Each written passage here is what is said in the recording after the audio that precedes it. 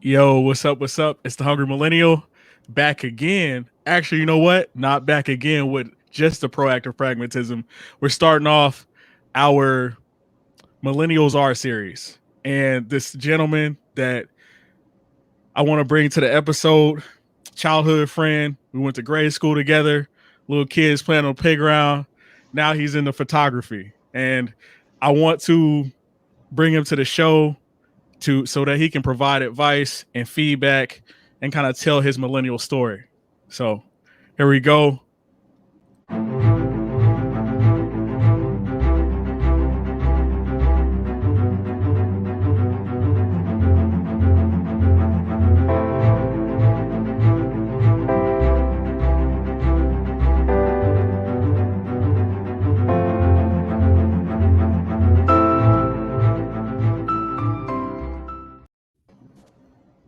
Carson, What's going on, man? How you been?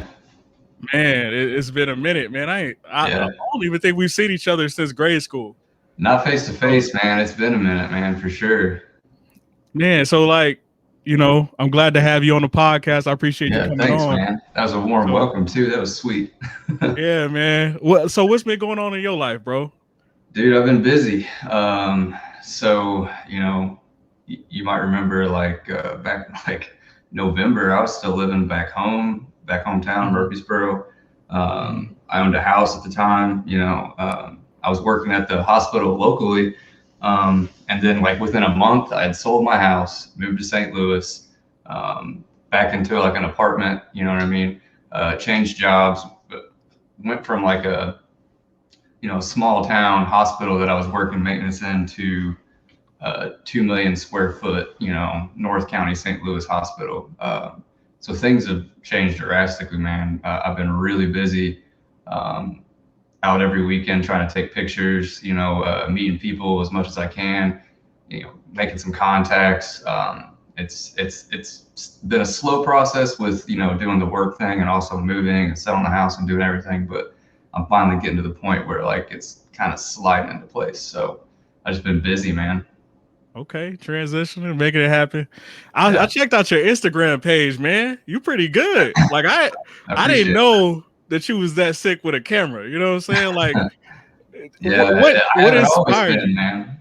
Like So that's a great question, man. Like, really, I was thinking about this. Like, I really like photography, obviously. Like, I like doing that. And I think the reason why I like it so much is I've always been more of kind of like a technical guy, but also like an art creative. You know what I mean?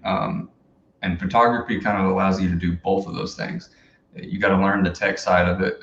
You got to understand how light works, how your camera works, learn all that new gear, software, editing. I mean, the whole nine yards. So I get to nerd out on that.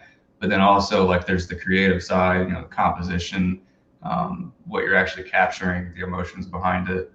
So I like being able to have the best of both worlds with that. And I think once I started learning some of the processes and really gaining some knowledge in that field, I got like addicted to that. You know what I mean? Like that. Oh wow! Like I just learned all this. That's what that person was saying, and it worked. You know what I mean?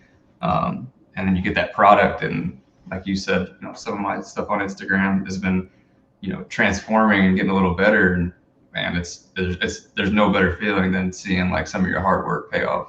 But mhm. yeah, definitely inspiration wise, working hard labor is not easy. You know what I mean? Working a Nah. 9 to 5, man, for somebody Uh, else, making someone else money, that's no good. talk about growing pains as a millennial dog. Like that's Yeah, deep. Like yeah, that's deep. yeah, Like it's crazy because it's weird. Like they call us lazy, but at the same time, like they want us to work for them. So yeah, yeah, it's a really weird dichotomy there. yeah. They don't want Um, us out of the loop, man. yeah, it's weird because they kind of need us with taxes, right? Like Yeah, that's kind of a thing. Like who's gonna pay the taxes for their yeah. retirement Someone's got to that they pay the may get? bills, man, and we're paying the Facts. bills. Nah, I agree. So I noticed that you lean more towards street photography. And so, like, why did you choose street photography over like sports and wildlife, or is that something that you're looking to get into? I don't like put myself like in a box. You know what I mean? Okay. I think what got me started on the street style, because there's a lot of different opinions on what is and isn't street photography, and I'm not going to get into that, but just like being on the street and taking pictures, you know what I mean? Like where I'm actually just candidly meeting strangers. When I'm talking about street photography, that's what I'm talking about. But even a lot of my model photography is kind of a street style, you know what I mean? More urban, settings. But the street thing started with, you know, when you first get started, honestly, there's just not a lot of people that you can take pictures of. And I think it started more naturally, just kind of wanting to take more pictures and get some more practice and not really having anyone to take a picture of, and it's weird asking people like, hey, can I take pictures of you? Like some people are like down, they're like, great, yeah. Other people are like, no, especially when you're starting, like you're not good. No one wants you to take your picture because you're not good yet. So I just went to the streets. People can't tell you no really on the street. It's public property, so the law said you can take a picture of them. And that's kind of how it started. But then I fell in love with it, dude. Like, a lot of street photographers just take a picture and move on. I can't really do that. I've got that personality where I want to meet people and get some kind of a story behind it, what the meaning of the picture is. And it's just small talk normally, but sometimes I meet someone, man, and we just hit it off. Like I've got you see him on some of my old Instagram page, but I've taken pictures of him several times. But Carl, man, like he's always out on the street in downtown St. Louis, and we're buddies, man. I see him, we catch up. Like I know, if he's been in a hospital, if he's got an apartment, you know what I mean? Because he's kind of staying on the streets, but the human side of it is, I think, what got me on that, like getting to interact with humans and people and get on the street with people that are just going about their day, and then someone's paying attention to them and they want to take their photo and know their story. So I think that's what got me in the street stuff. But yeah, I'm not going to say that, a couple years from now, I might be doing sports shots. You know what I mean? Like it is what it is. I like learning all of the different. You gonna be out there capturing the Red Devils? Yeah. I'll be the new breaker, man. Man, he's a beast. He's a monster. Like, yeah. Did you take any inspiration from the stuff that he kind of did, or like, because it's weird. Like I'm like, Carson taking pictures. Like, where did this come from? Yeah, kind of. Yeah, I don't. Honestly, I always liked his stuff, man. Every time he was out, he had some of the nicest gear, man. Like his cameras and his lenses were crazy expensive, and he was decked out, so that was a cool side of it. I can't really think back to anyone that was doing photography that I watched and thought, like, I want to do that. Like it just kind of happened naturally. Like I think the very first time it ever came up, I was taking a lot of pictures like on my phone, which everyone was at the time, especially in the early 2000s, man, when cell phones started getting, those 3 megapixel cameras, and we thought it was great. We were all taking pictures, and but I was like editing them and getting serious about it. And my mom kind of saw that. She's like, you take some pretty good pictures with that. If I got you a camera, would you be into this? And I was like, sure. And she got me, a cheaper camera for Christmas that year, and that's what started it all, man. Honestly. Oh, so it was your mom's? Okay. Yeah. Okay. Shout out, mom. Like what year was that? Would you say? This is like 2012, 13, and then I got into it and learned a little bit about it. The camera, like I said, it was a single lens camera, so you couldn't mount a separate lens on it. Like it came with the lens. That's all you had. And it's locked in at like a certain shutter speed and stuff. So it wasn't one that you could do a lot on, but it was good to learn on. And I learned a lot about the editing process. But then I kind of fell out of it after that. Like everybody does this, man. Photography, sports, you kind of hit that wall where you don't get better, and everything just seems to suck. Every time you put something out, you're like, oh, this is awful. and that kind of like drags you down. I think that got to me, and I left it for a while, and then Mm-hmm. I picked it back up a few years ago and haven't really stopped since. Mm. So I kind of got that way with podcasting too. Like it's kind of weird. Like it's weird how your passions kind of like haunt you. They're like, Yeah, I'm still here. Like, yeah, what are you gonna do now? You got a little exactly. extra money. What are you gonna do now? Yeah, And that was weird for me. Like I'm like, man, I'm tired of this podcasting thing. Like at the time I was homeless. yeah. When I I started remember. Yeah, I vlogging. remember sleeping in your car, man. I remember that. Yeah, Yeah. So I was like, man, you know what? Then I was like, I need to get my life together a little bit more better, right? And yeah. so I decided that I was gonna go and work for FedEx. I came back to Champaign. I didn't know what I was gonna do. Sleeping on the floor. I had somebody's like I was staying at like a family friend's house, and their mom lived there. Every morning she wake up and kick my mattress, like and like it got to a point where like my body clock would wake me up and be like, You're getting ready to get "You about to kicked. kick this mattress." So yeah, man, that was wild. But it's amazing how our passions kind of chase us more Yeah, than we chase them. yeah. Um, Especially. so did you? So what year did you pick the camera back up, or was it one of those things where? It was like 2017, I think. Okay. Since 2017, I've been actively trying to make this more than just like let's go out to the park and take some pictures. Like I've actively been trying to up my game, or get clients, or kind of master the art of it. You know what I mean? The technological side of it. Um, Mm. yeah, I really dove into the lighting, and like, so I shoot all manual on my camera. So like when, like, for instance, if I'm out on the street, the sun's behind buildings, above buildings, you got all kinds of different little things that change. Every little setting that affects the lighting in there, I got to change it in real time. So I'm changing my aperture, my shutter speed, my ISO settings. All of that, you got to kind of change as you're taking the picture, and if the lighting changes or the person moves, you got to change all that. And that doesn't come just like right off the bat. You got to You learn sure? gear. Yeah, right. I Yeah, mean, you sure? Because a like little bit of a everybody wants free process. pics. Yeah, Everybody wants free pictures. I mean, Like nowadays that you has can to grab. grind your gear, right? Like, Oh, it's so how do you annoying. balance like the free, make me Yeah, look Instagram famous, and like, hey, this is something that I like to make money right. out of. Well, the crazy thing is, man, is like nowadays you can grab one of these and take a picture probably just as good as I can, like right in front of your face, like just boom, bam. The camera technology has gotten crazy lately, but there's still an art form to the lighting. There's still an art form to grabbing the emotion, you know what I mean, and pulling that into the frame. And Uh-huh. you can't do that with a phone, man. Like, I think people think they can.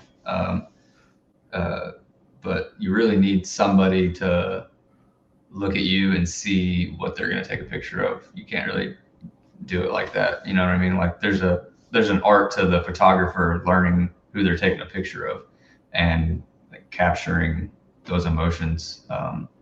It's Mm. hard to explain, but when you see it, like, if one photographer goes in and, for instance, just snaps a couple pictures and like, oh, those are good, see you later, versus the other guy comes in and is like, what are you into?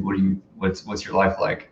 And start to get some person talking, and when they relax a little bit, they start to become like more of themselves. And if you can Okay. snap that into the photo, that right there is better than any editing or you know crazy phone camera. Like, you got to be able to capture that person.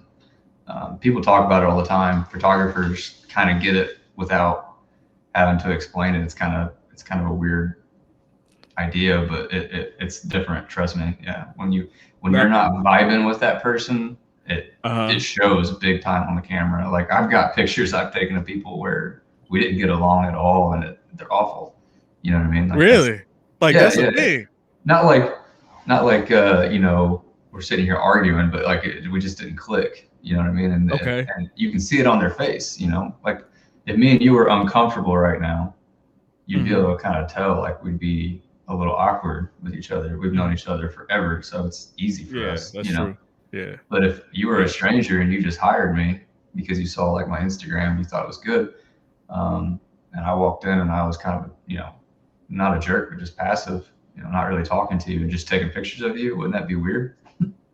Yeah, well, that is kind of weird. And Yeah. it's interesting that you say that because, like, is it awkward shooting during COVID? Like, I think that has Oh, to be rough. yeah. Like, that has to be weird. Like, how has your approach changed, or has it changed at all, or are you? Because you sound very passionate about this. Yeah. So where there's passion, there's the ability to overcome. How do you feel like you've adjusted to overcoming and also making it happen during COVID? Because you're balancing being a maintenance tech and trying to run a photography business.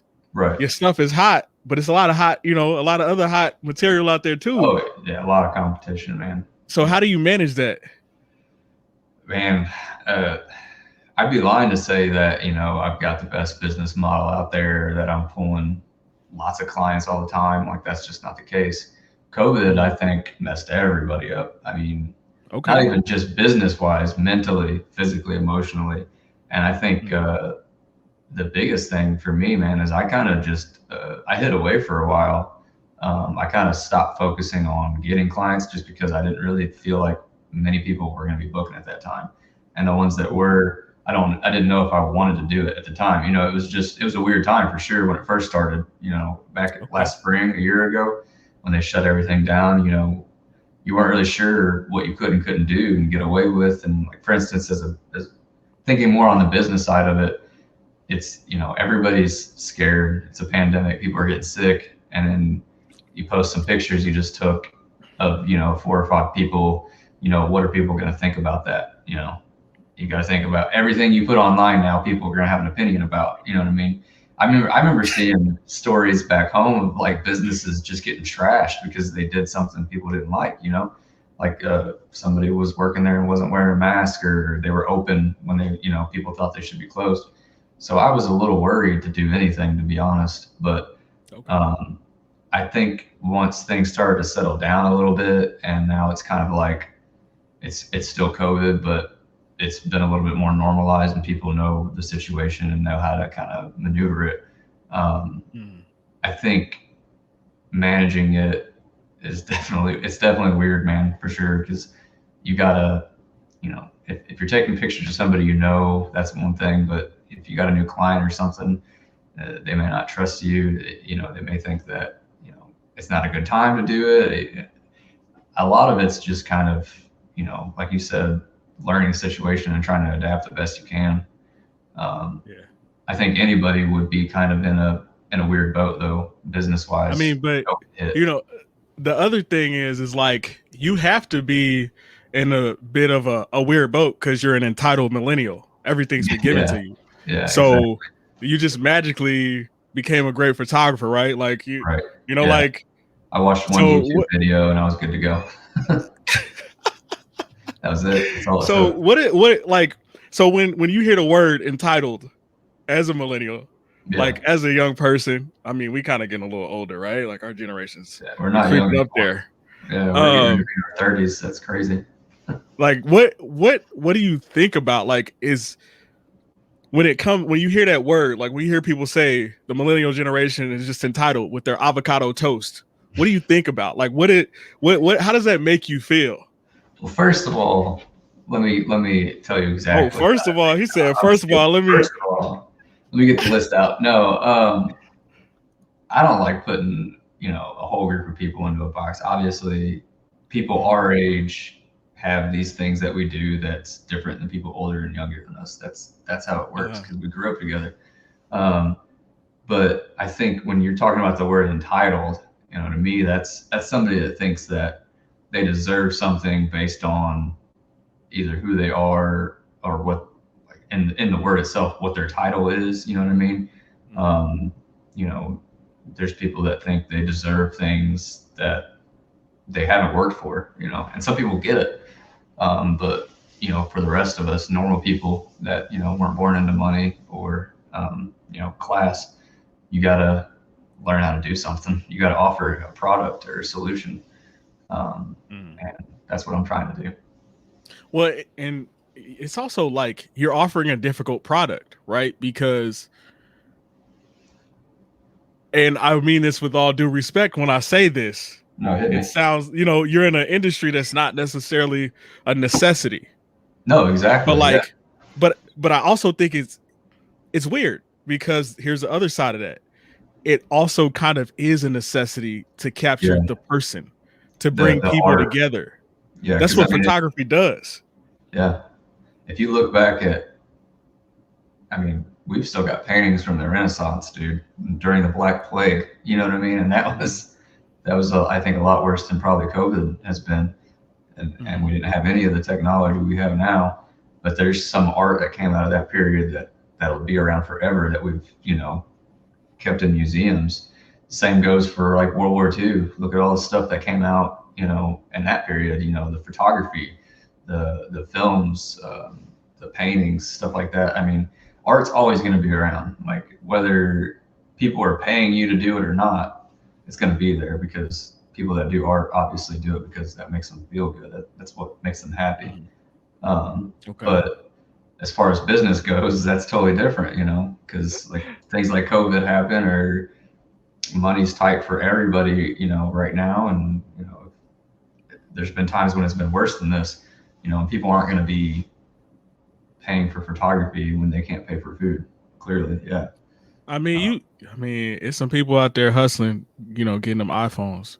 So I'm gonna be yeah. honest, bro. If they can buy their iPhone, they can pay a little extra for them pictures. So Yeah. keep your head up. Exactly. Keep your head up. Yeah. Um, like, so what are some major challenges that you feel like we face as millennials compared to like other generations? Like, do you think there's anything that's like totally different, or like, what is Oh, yeah. your mindset, your thought process on that? So when you're talking about millennials, uh, I think we're like one of the biggest experiments ever when you think about it. Like, okay, so me and you, for instance, when we were kids, early 90s, um, you didn't talk to anybody on the phone unless you were at like somebody's house. Obviously, we had car phones, which were like this big and they're like plugged into the middle of your car and you could only use Mhm. them like right in the middle of a city or something like that. You know what I mean? For 8 seconds and it was $20 for a phone call.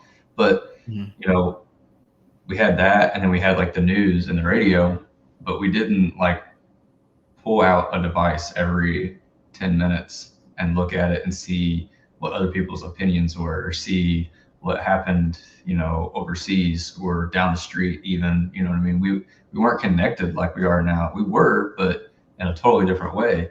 And that's a good thing and a bad thing because I mean, my parents didn't have to worry about what people think 24/7. Like when they got off Mhm. work and they went home, they were by themselves. The only time Okay. anybody was going to know what was going on is if they came over or got on the phone with them, right? They weren't able to, hop on FaceTime or put their thoughts on Facebook or see other people's opinions or, readily just be on the news like this. You know what I mean? Like, and if something happens in Paris right now, like me and you are gonna, like our phones are gonna start going off right now. We're gonna look and see what's happening. Like, it's a totally different world, man. And I think that's a big challenge in and of itself because we are like bombarded with opinions and reactions. You know what I mean? Versus coming up with our own, abilities and thoughts and opinions and sticking to them because we came up with them through a process. And Mhm. now you come up with an opinion by kind of conforming, to be honest. Like Yeah. you look at Facebook and kind of see what other people think. I think Wow. that's a big challenge. Yeah. Because especially in photography, I can get on my phone right now and find 1,000 pictures that blow me out of the water. You know what I mean? Or watch videos of people that do things that I won't be able to do for another 10 years. And that's hard on you. At the same time, it's good, but it's hard on you. You know what I mean? Because you see so much talent, and it's right there. You know what I mean? Like, and you just don't feel like you're up to it, or And the other side of it is you might post a picture and someone get on there and just dog it or say something about it, bad. Or other photographers are the worst, man. Like, man, they're brutal. Like they'll tear you apart. it's that ego coming out real quick. But Yeah. that's definitely a different thing, I think, than what like our parents were used to. And then what I was going back with earlier is, we were involved with before and now, you know what I mean? Like before social media and readily available phones, and now where we're at, so we've seen both sides, and we grew up right in the middle of the transition. So I think, like that in and of itself is going to be kind of, like I said, it's an experiment. We'll see in 10 years what it's like, but like, are we going to be better off than people who have lived their whole lives like this? Or are we going to be worse off? You know what I mean? Because I Yeah.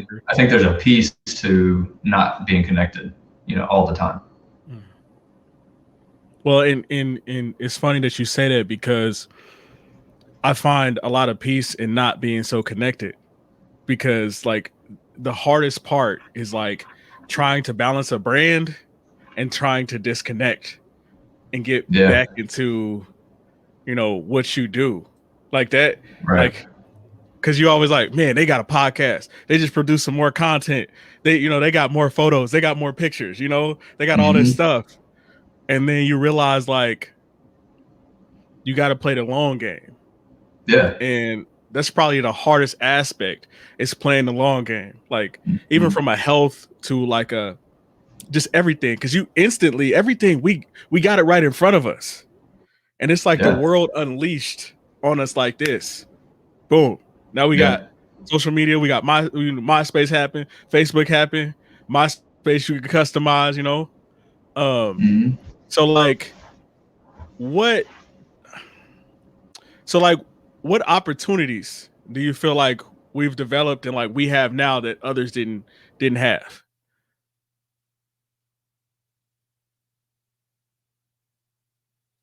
Oh, we lost Carson. Give it a second. So he'll be back in a moment, folks. Let's take a little break.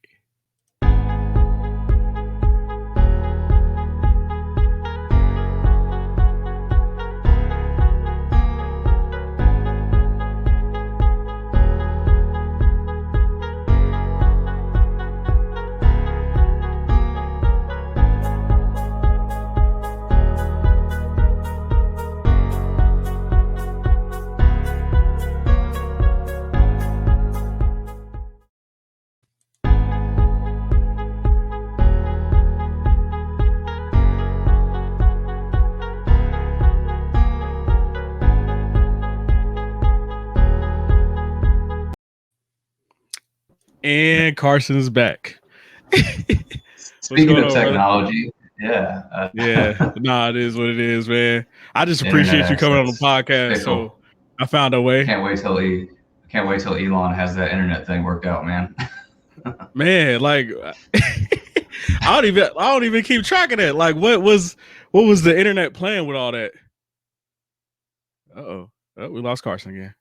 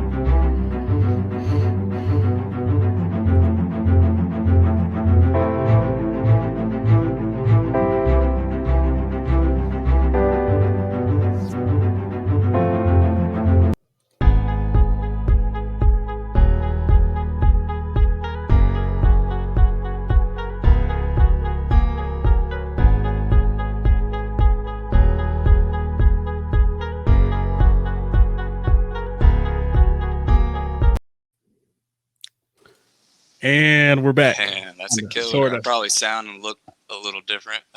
Nah, it's all good, man. Had to switch things, man. I don't know what's going on tonight, but Nah, you if I was good. sitting here watching Netflix, everything would be working fine. But since I'm doing this, You feel me? everything's got to be weird. You know what I'm saying? Nah, I get it. I get it. But we're good. So we were talking about the opportunities that we have. Yeah. Let's see. And you just mentioned something. You just mentioned. What was it? Anyways, opportunities that we've had. It's what I was talking about earlier is kind of double-sided. You know what I mean? That's what it was. You just mentioned that everything's kind of at our fingertips now. Like we can just go grab it. Like you said, like social media, information. I don't know why anybody gets on Facebook and asks questions anymore, or like ask someone in the room what something is, because it's right there, man. Get on your phone, hit Google, type it in, and it's there. There's the answer, like all of them, all the answers. Everything's on there. Don't hurt their feelings. Don't hurt their feelings. I'm sorry. Don't hurt their feelings. I'm sorry, guys. Like, yeah, it's the truth though, man. I guess the truth hurts sometimes. It's all there. You know what I mean? Like, so that's the same thing. That's kind of our disadvantage is also an advantage if you use it the right way. I can't tell. I wouldn't be where I'm at all with any of the things I do without some of the technology we have, man. It's just right at our fingertips. So I think the best advice there is to find that middle ground where it's not stressing you out, always being connected to everybody or seeing everyone's opinions all the time. But then also being able to utilize and take advantage of all the things that we have with it. Like I said, there's nothing out there that's not, that we know at least, that's not there for you to go find. You can get on and watch videos. You can, talk to people live, across the world about how they do things. You know what I mean? The information that's out there is kind of crazy now when you think about it. Like it's literally all at our fingertips. We just got to be willing to put in a little extra effort and time to grab it, Okay. But so our parents didn't have that, they had to get on the internet in the 90s, in the early 80s. That was unheard of, man. Like you had to dial up that's to big listen to facts. that horrible noise. You know what I mean? Yeah. That's big facts. No, I agree. Like, so photography is fairly entrepreneurial. Yeah. And it's one of those things where, and I've noticed this trend. I don't know if you've noticed this, but a lot of people are like, I want to be an entrepreneur tomorrow, quit my job today, and go make money. Like, it's this weird dichotomy of, oh, I want to make 10 grand a month.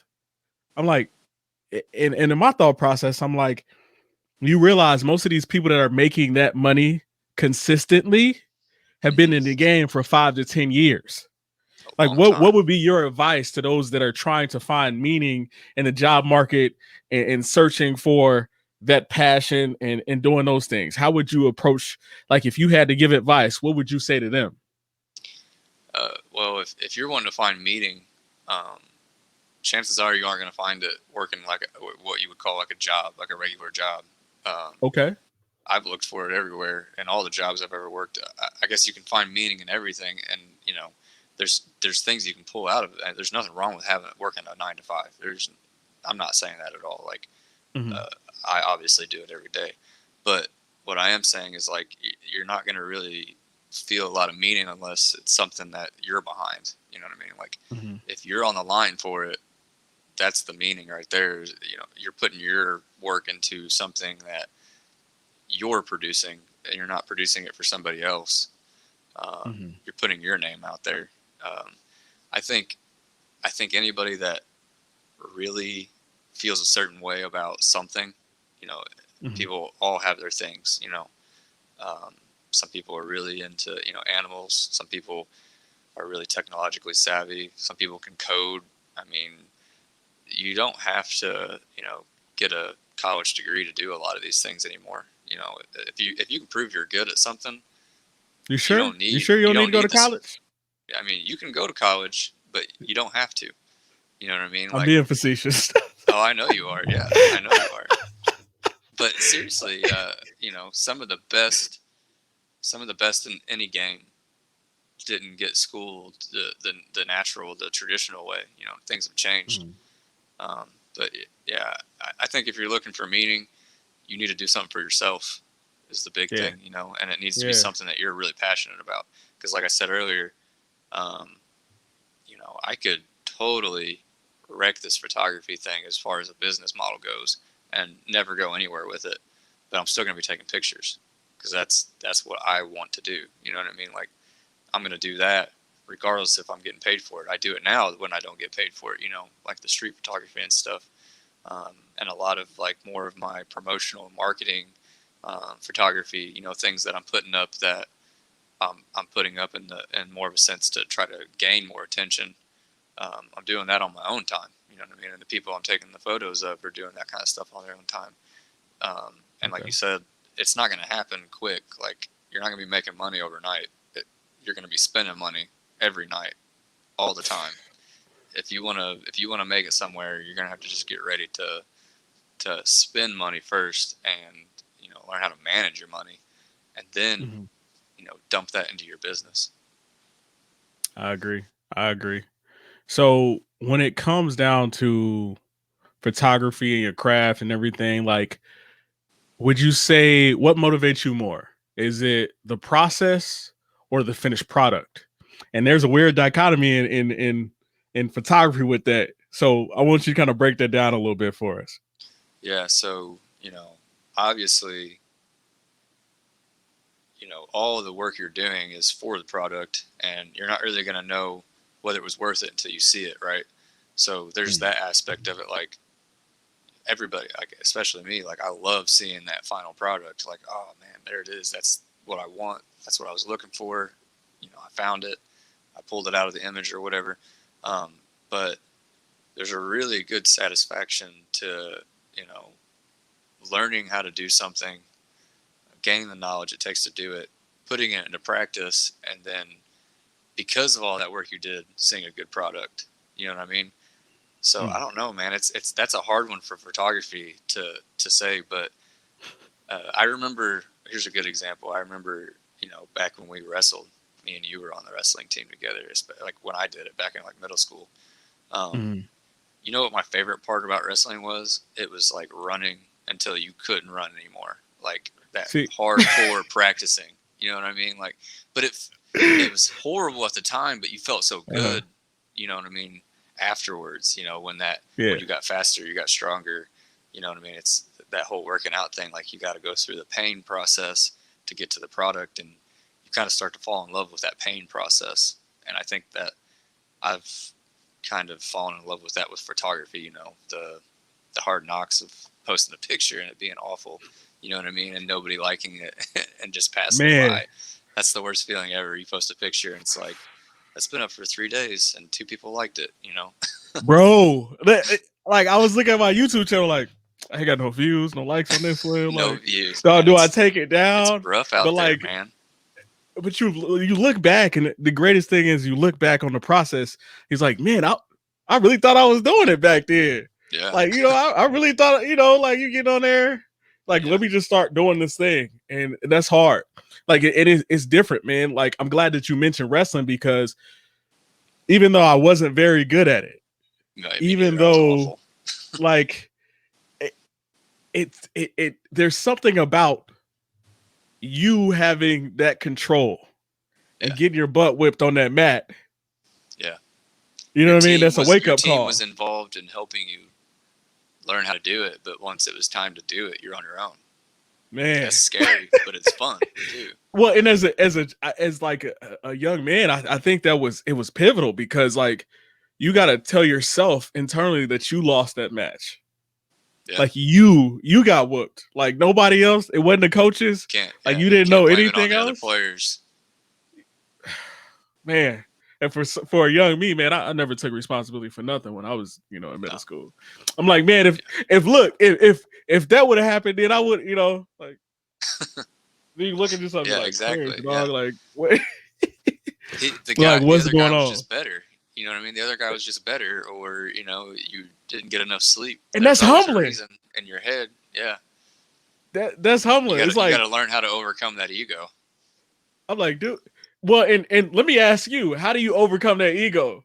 Like, because when somebody gets critical, oh, you're like, man, that photo trash. A client, Yeah. a client that First you're thing I doing want it to for do is free.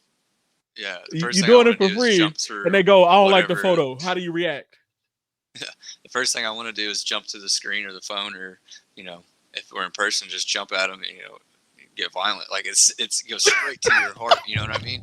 Like, especially when it's something you're passionate about and they hate it, or you liked it and they're like, nah, it's not good. That hurts. But then you got to remember, like, it's not about you. When you're taking a picture of somebody, it's about them. You know what I mean? They may not like the way they look in that picture. Even if it's the best picture you've ever taken, they may not like it. And some people just trash on your stuff because they're haters. But, you also got to leave that ego at the door for those guys too, because using your ego and letting that get out of hand always makes you look bad. It never makes you look good. Anger, and you can't be like you can't be starting a business and letting your ego go out of control, because it's not going to go anywhere. That's the fastest way to shoot yourself in the foot is to get upset. Like, what's funny is, like, this series, like, I wanted to do it for a while, and then a homie was like, he meant the best, but some people just, they don't know how to use tactical empathy, right? Like, there was this book that I was been reading, this called Ego, Authority, Failure, and they talk about this tactical empathy, identifying the negative to get to a positive, but it's all about how you had a conversation. And he goes, well, why don't you get on YouTube? And I was like, well, that takes a lot of production. Like, I got to have a camera. I got to have a laptop. I got to have this. I got to have that. Start pulling out all the excuses. Yeah. Right? Like, and then I'm like, you know what, man? I'm contemplating my anxiety getting at me, because anxiety is like, anxiety and depression are like the opposite of everything that you should be doing. It's literally your body telling you that there's something that you want to do and that you can do, but here's all the reasons why you shouldn't. Yeah. Here's all the reasons why you can't.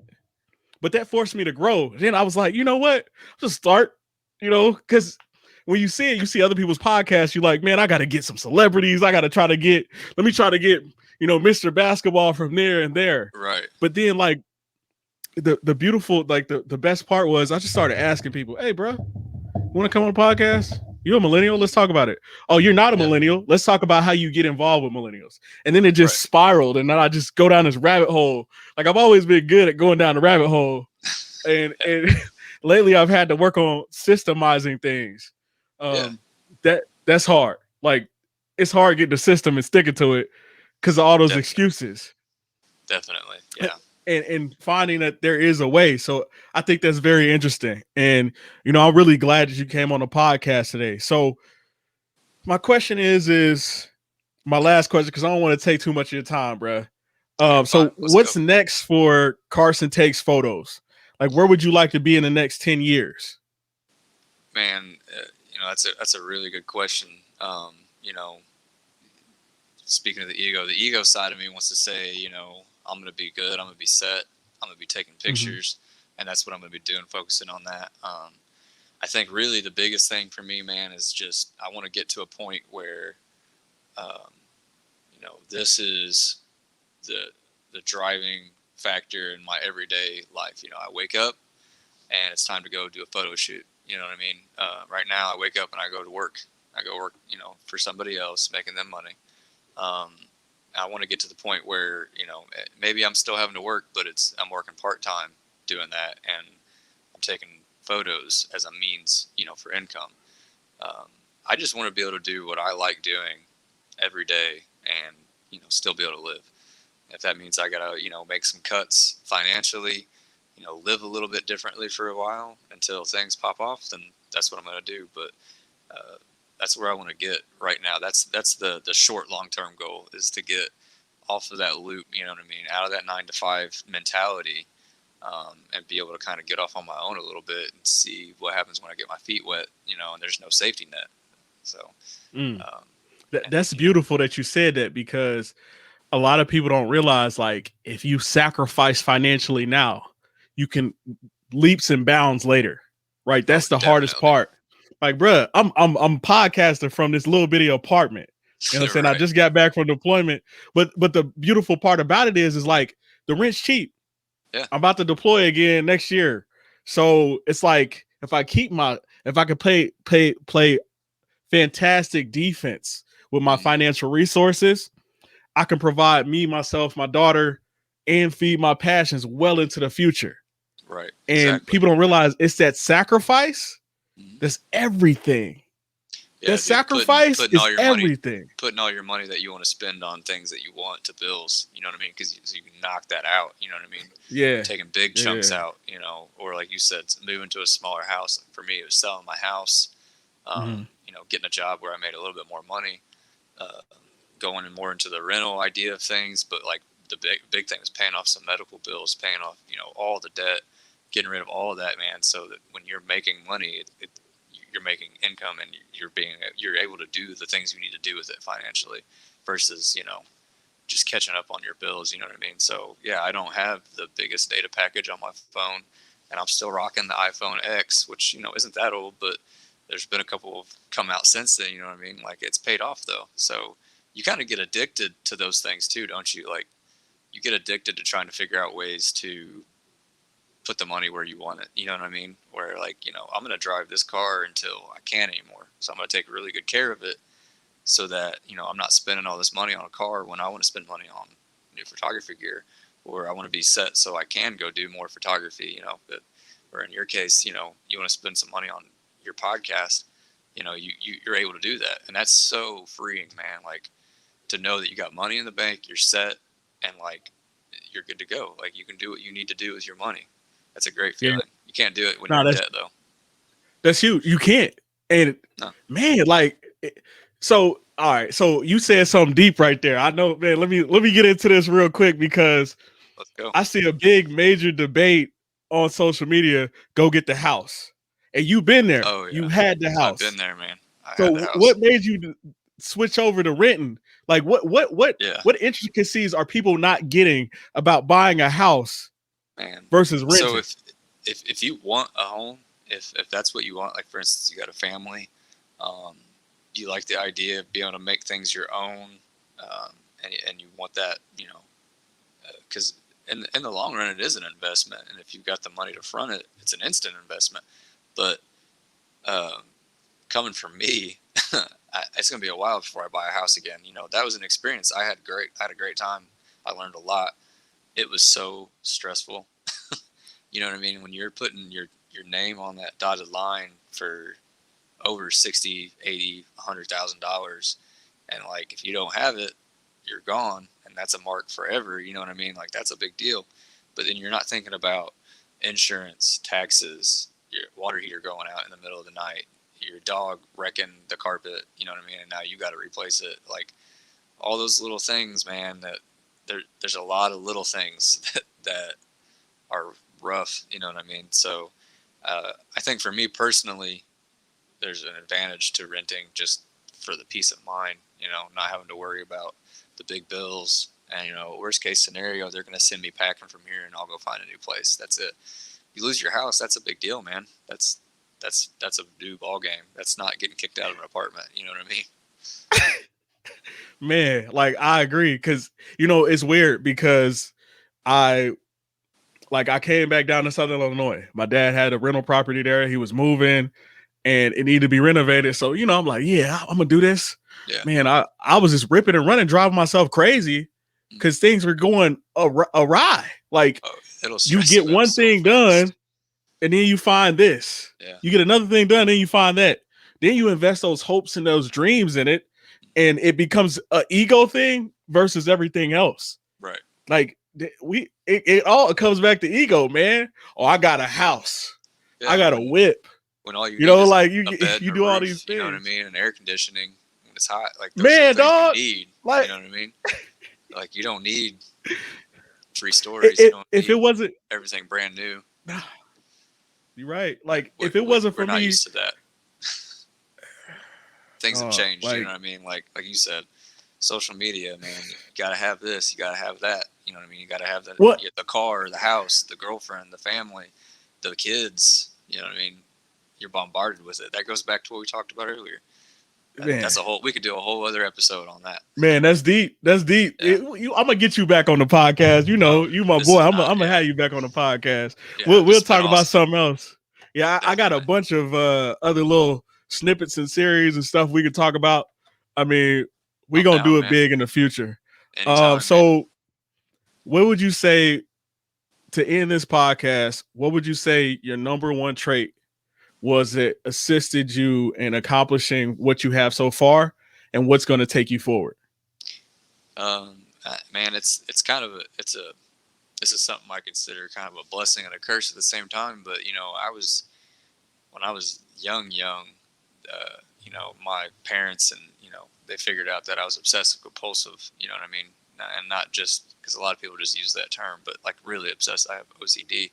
And, you know, it's kind of, it holds me back in some aspects because I get too attached to something and I can't let it go. You know what I mean? Like if something's not just right, I'll keep working on it until I drive myself nuts. And, you know, I might talk to someone else and they don't even notice what I'm talking about. But at the same time, especially for photography, like that's crucial to be able to obsess over something. Like you got to be able to obsess over it to make it better. And the same thing goes with business and finances and all this stuff we've talked about. If you can get obsessed with some of this stuff, man, it makes it so much easier. And I'm definitely obsessed with taking pictures, so it's helped a lot.